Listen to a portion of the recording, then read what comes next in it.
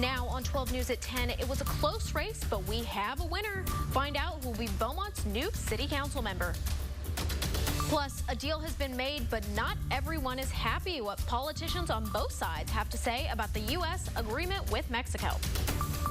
And gone way too soon, the emotional speech that came out of a Silsbee funeral today, and who was honored.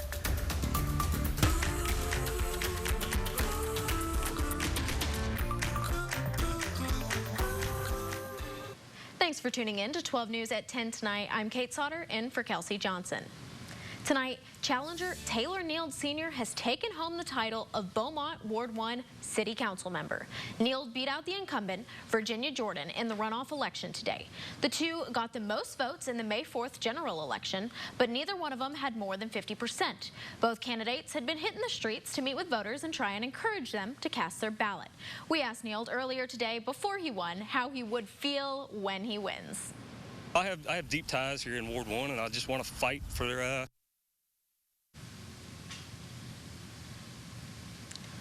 There were over 2,400 votes cast in this race. Neild won with 60.48% of the vote, and Jordan came in with 39.52%. Some of the hot topics for the new city council will be to debate the potential construction of a roundabout and the acquisition of the AT&T building in downtown Beaumont. Now nationally, U.S. and Mexican officials have reached a deal to avoid tariffs on Mexican imports proposed by President Donald Trump. Now, Republicans, they were not in favor of those tariffs, but after the deal was announced, many Republicans, they congratulated the president on this deal. But as ABC's Tara Palmieri reports, the response from Democrats, that's a bit different.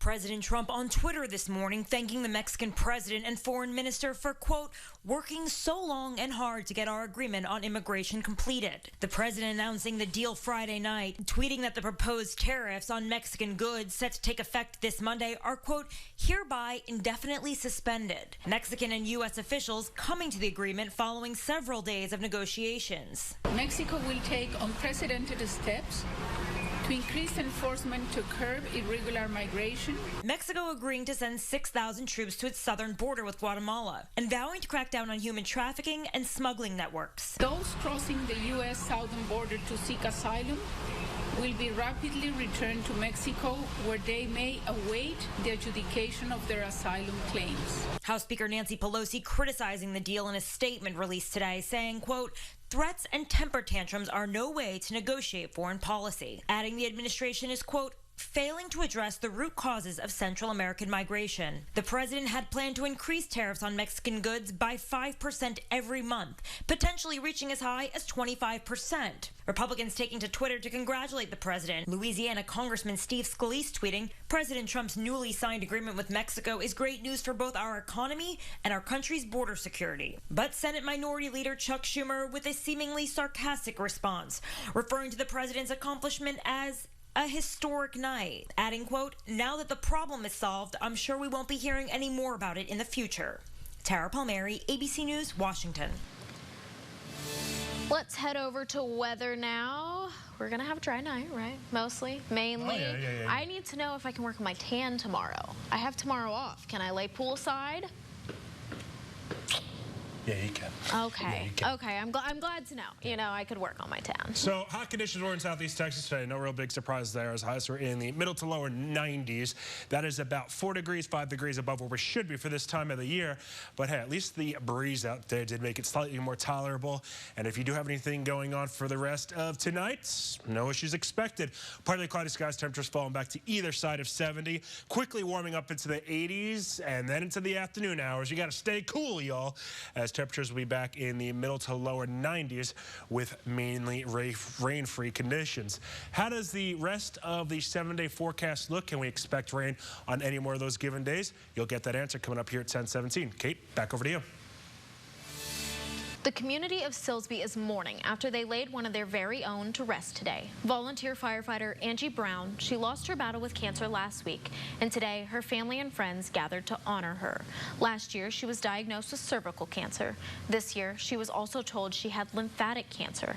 Today, at Angie's funeral, there were dozens of people who came out remembering her life, including her children that she leaves behind. If it weren't for her, we wouldn't be here. It was a great woman. kept fighting for the cancer, even when life was hard. Her troubles are over. All the pain, all that cancer is over now. We're all gonna miss Mom. Her friends tell us that Angie was a witty, full of mischief, and always willing to lend a hand kind of person. Her funeral was at Silsbee High School today. New developments tonight in a Beaumont shooting. What police think led to it? They think it was a fight. Authorities responded to the 800 block of Porter Street around noon today. There were reports of an ongoing disturbance between a lot of people in the area. That led to shots being fired. A woman who was not even involved with that disturbance, she was hit in the shoulder by one of the bullets. Now, thankfully, she has non-life-threatening injuries. The investigation is still ongoing tonight. Today, a memorial service was held in Fulton, Arkansas for Houston's Malia Davis. The 4-year-old's body was found last month in Hempstead, Arkansas. Back on May 4th, Malia's stepfather, Darian Vince, he reported the little girl was missing. He told Houston police 3 Hispanic men attempted to abduct Malia while dumping him and his young son in an unfamiliar location. But on May 31st, a Houston community activist said Vince told him what really happened and where to find Malia's body. Malia was a stranger that came into our heart. And if you look around and see the crowd, she have not been thrown away in our heart.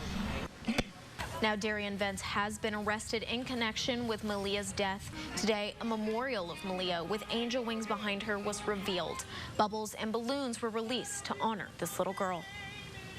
Still to come tonight, remembering a hero in Grand Prairie, Texas. The life of an officer who was taken too soon. His amazing story. That's after the break.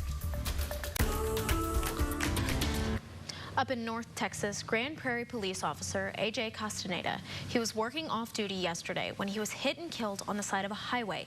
Now, as Matt Howerton reports, people are remembering the brave officer for everything he did while he was on and especially off the clock.